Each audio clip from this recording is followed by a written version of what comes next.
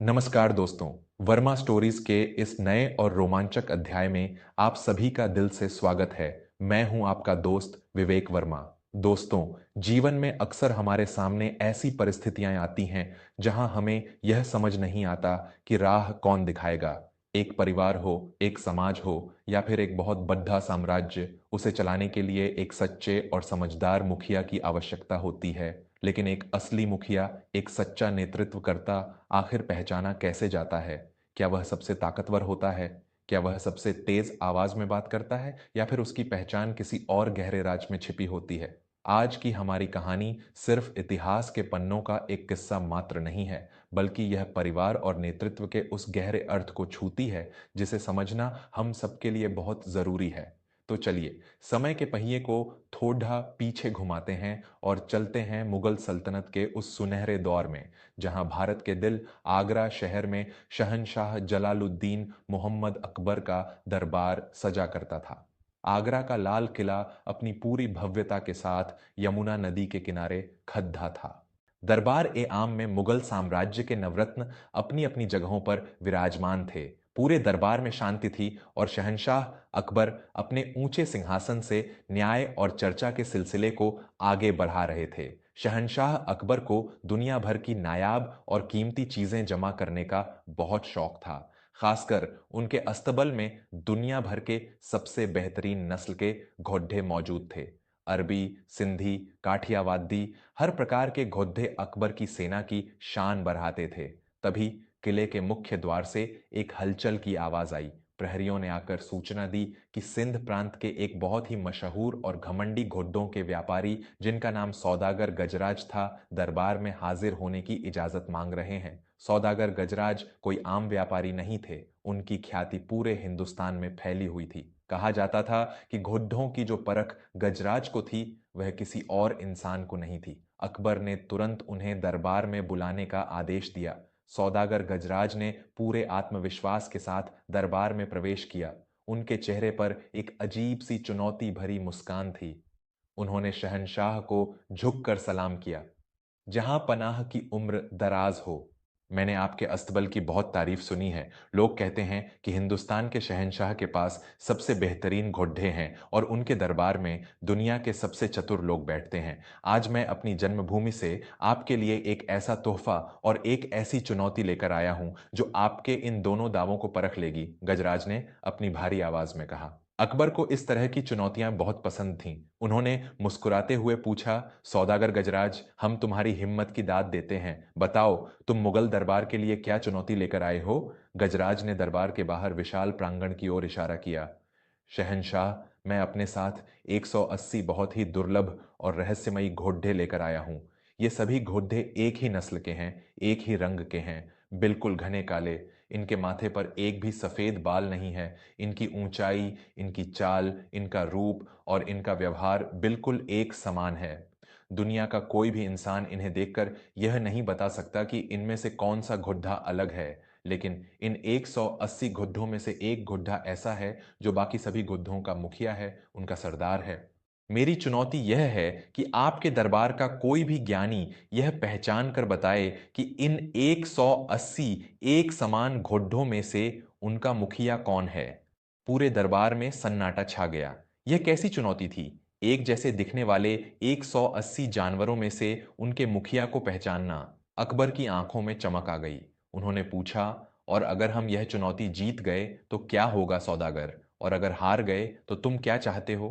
गजराज ने गर्व से अपना सीना चौड़ा करते हुए कहा, जहां अपना, अगर आपके दरबार का कोई भी व्यक्ति उस मुखिया घोड़े को पहचान लेता है तो मैं ये 180 बेशकीमती काले घोड़े मुगल साम्राज्य को मुफ्त में भेंट कर दूंगा। लेकिन अगर आपका कोई भी नवरत्न इस रहस्य को नहीं सुलझा पाया तो आपको इन घोड़ों की असल कीमत का 10 गुना भारी सोना मुझे देना होगा और यह मानना होगा कि आपके दरबार में बुद्धि की कमी है।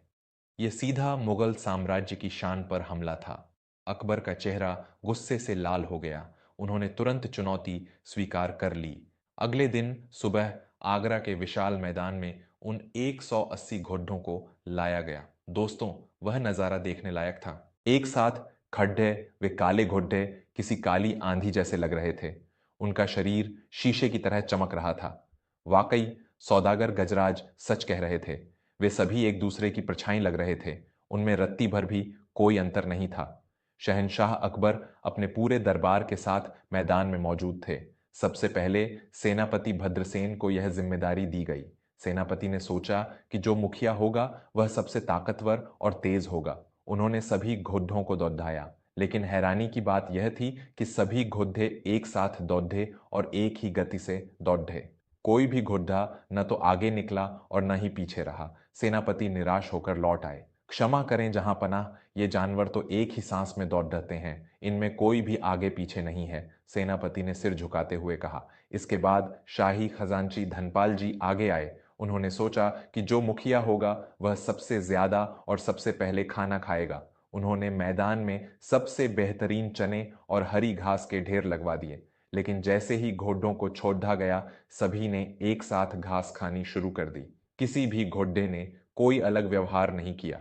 एक एक करके दरबार के कई बुद्धिमान लोगों ने अपनी अपनी तरकीबें लगाईं। किसी ने उनके सोने का तरीका देखा, किसी ने उनके हिनहिनाने की आवाज सुनी, लेकिन सब के सब नाकाम रहे। सूरज ढलने को आ गया था और सौदागर गजराज के चेहरे पर जीत की मुस्कान चौधी होती जा रही थी। अकबर अब अंदर ही अंदर बहुत बेचैन हो रहे थे। उन्हें 10 गुना सोना देने की परवाह नहीं थी, लेकिन अपने साम्राज्य की नाक कटने का डर उन्हें सता रहा था। उन्होंने हताश होकर अपने सबसे प्रिय और चतुर नवरत्न बीरबल की ओर देखा। बीरबल सुबह से चुपचाप एक कोने में खडीडे होकर बस घोड़ों की हरकतों को बहुत ध्यान से देख रहे थे। बीरबल, क्या तुम भी इस सौदागर के सामने मुगल सल्तनत को हारते हुए देखना चाहते हो? क्या तुम्हारी तीक्ष्ण बुद्धि भी इन जानवरों के सामने घुटने टेक चुकी है? अकबर ने थोड़ी खींच के साथ पूछा। बीरबल बहुत ही शांत स्वभाव से आगे आए। उन्होंने शहंशाह को आदाब किया और बहुत ही विनम्रता से बोले, हुजूर, आप शांत रहें। हर समस्या का समाधान बल या जल्दबाजी से नहीं होता। कभी कभी गहराई में छिपे सच को देखने के लिए धैर्य और प्रकृति के नियमों को समझना पड़ जाता है। मुझे इस चुनौती को सुलझाने के लिए कल सुबह तक का वक्त चाहिए और सौदागर गजराज से मेरा अनुरोध है कि आज रात इन घोड़ों को न तो एक भी दाना चारा दिया जाए और न ही एक बूंद पानी। इन्हें इसी विशाल मैदान में खुला छोड़ दिया जाए। सौदागर गजराज थोड़े हैरान हुए, लेकिन वे मान गए। जैसी आपकी मर्जी बीरबल जी, लेकिन कल सुबह आपको मुझे मुखिया घोड़ा दिखाना ही होगा, गजराज ने चेतावनी भरे स्वर में कहा। दोस्तों, वह पूरी रात उन घोड़ों ने बिना पानी और बिना चारे के उस मैदान में बिताई। वे प्यास से बेहाल हो रहे थे। बीरबल की इस तरकीब को कोई भी दरबारियां समझ नहीं पा रहा था। सबको लग रहा था कि बीरबल ने हार मान ली है और वह बस समय बर्बाद कर रहे हैं। अगली सुबह सूरज की पहली किरण के साथ ही पूरा दरबार फिर से उसी मैदान में इकट्ठा हो गया। घोड़े प्यास से बुरी तरह तड़प रहे थे और उनके पैर जमीन पर पटकने की आवाजें आ रही थीं। बीरबल ने सैनिकों को आदेश दिया, मैदान के द्वार खोल दो और इन सभी घोड़ों को सीधा यमुना नदी के किनारे ले जाओ। सैनिकों ने वैसा ही किया। जैसे ही घोड़ों को यमुना नदी का रास्ता मिला, वे सभी पानी की महक पाकर पागलों की तरह नदी की तरफ दौड़े। अकबर, बीरबल, सौदागर, गजराज और बाकी सभी लोग अपने अपने घोड़ों पर सवार होकर उनके पीछे पीछे गए। जैसे ही वे 180 घोड़े यमुना के किनारे पहुंचे, अचानक एक बहुत ही अद्भुत दृश्य देखने को मिला। जो घोड़े प्यास से पागल होकर भाग रहे थे, वे पानी के बिल्कुल किनारे पहुंचकर अचानक रुक गए। उन्होंने पानी में अपना पैर नहीं डाला। सौदागर गजराज की सांसें अटक गईं। अकबर भी यह नजारा देखकर दंग थे। तभी उस विशाल झुंड के बिल्कुल बीच में से एक घोड़ा धीरे धीरे कदम बढ़ाता हुआ आगे आया। बाकी सभी 177 घोड़ों ने चुपचाप रास्ता छोड़ दिया और दो कतारों में खड्डे हो गए। वह अकेला घोड़ा पानी के पास पहुंचा। उसने अपना सिर नीचे झुकाया, पानी को सूंघा, अपने पैरों से पानी की गहराई और जमीन के खिसकने का अंदाजा लगाया। जब उसे पूरी तरह से तसल्ली हो गई कि यहाँ कोई खतरा नहीं है, पानी पीने लायक है और जमीन सुरक्षित है, तब उसने पानी का पहला घूंट पिया। जैसे ही उस घोड़े ने पानी पीना शुरू किया, बाकी के सभी 177 घोड़े नदी में उतर गए और अपनी प्यास बुझाने लगे। बीरबल ने मुस्कुराते हुए सौदागर गजराज की ओर देखा और उस पहले घोद्धे की तरफ उंगली उठाते हुए कहा, सौदागर गजराज, वह रहा आपके इस विशाल झुंड का मुखिया। सौदागर गजराज हक्के बक्के रह गए। उनके चेहरे का रंग उड़ डैच गया था। उन्होंने तुरंत अपने सिर का साफा उतारा और बीरबल के कदमों में रख दिया। अद्भुत, अविश्वसनीय! बीरबल जी, मैंने अपनी पूरी जिंदगी घोद्धों के बीच बिता दी, लेकिन जो बारीक समझ आपने आज दिखाई है, वह दुनिया के किसी भी इंसान में नहीं है। आपने बिल्कुल सही पहचाना, वही इन घोद्धों का सरदार है। लेकिन मुझे यह बताइए कि आपने यह कैसे जाना? बाकी सभी दरबारी तो विफल हो गए थे। अकबर ने भी उत्सुकता से पूछा, हाँ बीरबल, हमें भी बताओ कि यह चमत्कार तुमने कैसे किया? प्यास ने तुम्हें मुखिया कैसे दिखाया? बीरबल की आवाज में एक गहरी गंभीरता आ गई। उन्होंने बहुत ही सुंदर शब्दों में जो जवाब दिया, वह आज भी हम सबके लिए एक बहुत बद्धा सबक है। बीरबल बोले, जहां पनाह, दुनिया का कोई भी झुंड हो, चाहे वह जानवरों का हो या इंसानों का, मुखिया की पहचान कभी भी उसके रंग, रूप या उसकी ताकत से नहीं होती। जब पेट भरा हो और सब कुछ अच्छा चल रहा हो, तब हर कोई एक जैसा व्यवहार करता है।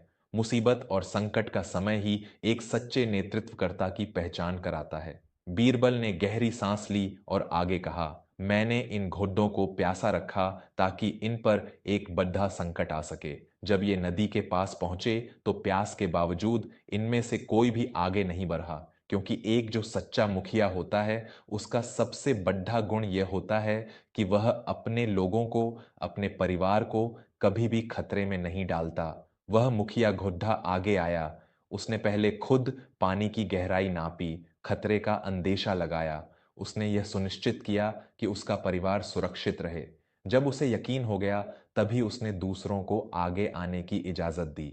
जो संकट में सबसे पहले खुद को आगे रखे और अपनों की रक्षा करे, वही सच्चा मुखिया होता है हुजूर। शहंशाह अकबर बीरबल के इस ज्ञान को सुनकर मंत्रमुग्ध हो गए। उन्होंने अपने गले से मोतियों की बेशकीमती माला निकाली और बीरबल को पहना दी। सौदागर गजराज ने भी अपनी हार स्वीकार कर ली और वादे के अनुसार वे सभी 180 काले और दुर्लभ घोद्धे मुगल सेना को भेंट कर दिए और बीरबल के ज्ञान को नमन करते हुए वापस लौट गए। दोस्तों, यह कहानी यहीं समाप्त होती है, लेकिन जो संदेश बीरबल ने दिया, वह आज के हमारे परिवारों पर भी बिल्कुल सटीक बैठता है। हम अक्सर अपने घरों में देखते हैं, हमारे माता पिता, हमारे घर के बड़े बुजुर्ग कई बार बहुत सख्त नजर आते हैं। लेकिन जब भी परिवार पर कोई संकट आता है, कोई आर्थिक परेशानी आती है या कोई बीमारी आती है, तो वे ही घर के मुखिया होते हैं जो सबसे पहले उस परेशानी का सामना करने के लिए सीना तान कर खड़ी डीडी डीछे हो जाते हैं। वे खुद भूखे सो जाएंगे, अपनी जरूरतें मार लेंगे, लेकिन अपने बच्चों पर आंच नहीं आने देंगे। परिवार का मुखिया वह नहीं जो सिर्फ हुक्म चलाए, परिवार का मुखिया वह है जो हर दर्द की पहली चोट खुद सहे, ताकि उसका परिवार सुरक्षित और खुशहाल रह सके।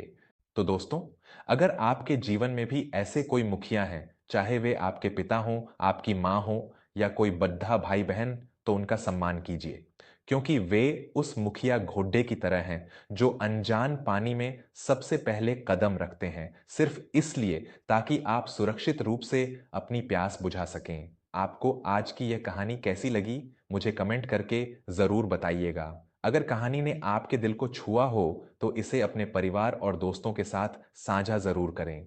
ऐसी ही और भी गहरी, भावनात्मक और जीवन से जुड़ी कहानियों के लिए वर्मा स्टोरीज के साथ जुड़े रहें। मैं आपका दोस्त विवेक वर्मा जल्द ही मिलूंगा एक नई कहानी के साथ। तब तक के लिए अपना और अपने परिवार का बहुत ख्याल रखिएगा। नमस्कार।